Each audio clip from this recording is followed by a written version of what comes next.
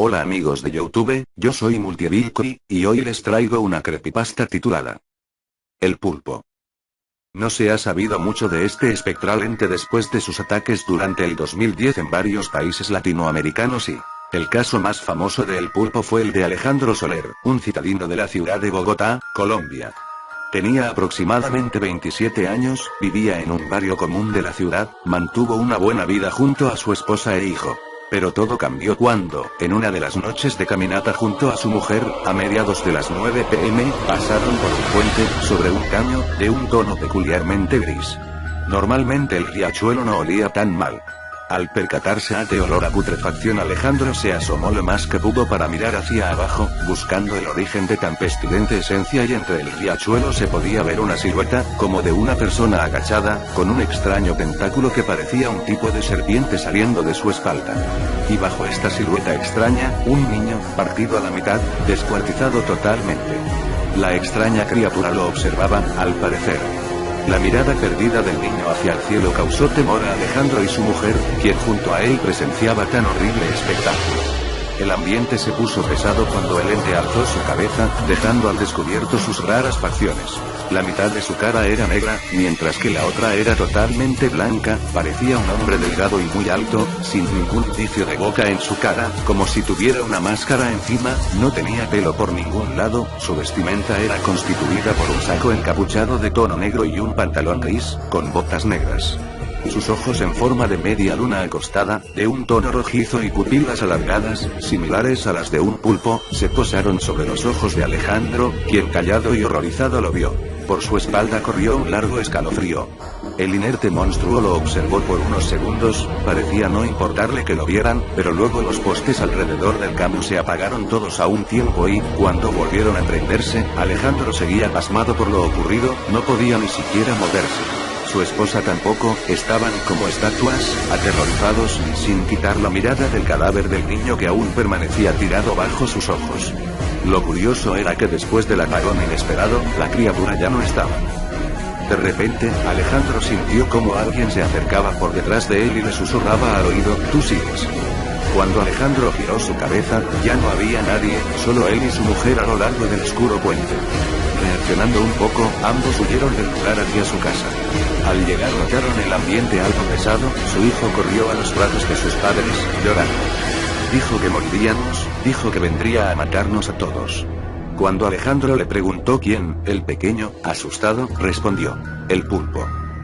Esto alarmó a los padres, y prefirieron no decir nada sobre lo que les había pasado en el puente del caño, y esa noche, Alejandro despertó varias veces durante la madrugada, puesto que las pesadillas le impedían un buen sueño. Noches más tarde, a mediados de las 2 a.m., despertó asustado, miró a su alrededor alarmado, inspeccionando el cuarto con sus ojos. Pudo notar algo distinto, sentía a alguien más en el cuarto. No estaba solo con su mujer, sentía como era observado por algo o alguien. Cuando se fijó en uno de los rincones del cuarto, lo vio una alta sombra, con dos grandes ojos que lo observaban. No se movía, permanecía parado en el rincón de la habitación. La luz de los postes de afuera de la casa reflejaban su cara, sin boca ni nariz, solo dos grandes ojos, la mitad de su cara era negra, y la otra blanca. Era el mismo ser del caño que había matado al niño. Alejandro una vez más quedó horrorizado, no quería hacer movimientos bruscos por temor a que esa criatura reaccionara. El ritmo del corazón era duro y constante. Al hacer un parpadeo mantenido por unos 5 segundos, ya no estaba, y esta serie de avistamientos comenzaron a ocurrir cada noche, y a medida que pasaban los días dejaba de estar en el rincón para acercarse poco a poco al lado de la cama en donde él dormía. Luego de hablar con su esposa, le planteó mudarse de hogar al otro lado de la ciudad. Ella estuvo de acuerdo con la opción, pero siempre que mandaban los anuncios de venta, desaparecían al día siguiente o eran rasgados por 3 largos cortes como de garras. Y después de las 7 de la noche, las ventanas comenzaban a abrirse solas, la puerta principal era golpeada y rayada constantemente, las pesadillas continuaban y el pulpo cada vez se acercaba más a la cama. Pasaron así los días hasta que llegó la noche en que la criatura estuvo a pocos centímetros de Alejandro, y cuando él menos lo esperó, el ente reveló una de sus manos, estirando su brazo, mostrando las largas garras, negras como la noche, que tenía en sus alargadas manos. Colocó una de sus uñas sobre el pecho del hombre, bajándolo lentamente hasta su abdomen. Luego, le pasó su garra por el cuello. Obviamente quería mostrarle en dónde estarían cuando ese último y más terrible final ocurriese. Desesperado por la situación, Alejandro decidió empacar todo, al igual que su esposa e hijo. Tomaron sus maletas y huyeron de la casa. Antes de irse, Alejandro dejó una nota pegada en la puerta de la casa, que decía: no sé qué era esa cosa, ni quiero saberlo, pero destruyó mi vida. Ya no puedo dormir sin pensar que aparezca frente a mí y me desoye con sus garras. No entiendo por qué no me mató cuando tuvo la oportunidad, pero desde que lo vi en el cambio no quiero saber más ni de él ni de esta casa.